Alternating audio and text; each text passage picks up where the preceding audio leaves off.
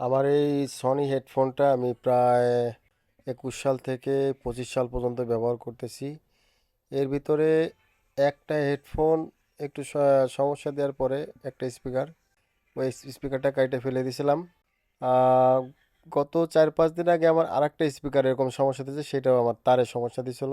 মনে করছিলাম যে এটা ফেলাই দেবো। তা আমি আমার মকসিদপুরের শহীদুল টেলিকমে গেলাম, যা বললাম যে মামা আমার এটাকে কিছু করা যাবে কিনা। তা সে আমারে বললো যে এটা কোনো বিষয় না। সে আমারে ওরাইমোর একটা হেডফোন দিয়ে এটা ঠিক করে দিল। ঠিক করে দেওয়ার পরে আমি চিন্তা করলাম যে ঠিক হবে কিনা, তারপরেও যদি লস যায় যাক। তো সে বললো যে ঠিক হবে। ঠিক করার পরে দেখলাম না, সাউন্ড দুর্দান্ত সাউন্ড পাইতেছি। আমার এই হেডফোনটা কেনা ছিল প্রায় 4,500 টাকা দিয়ে। সনির হেডফোন, সনি WC-400।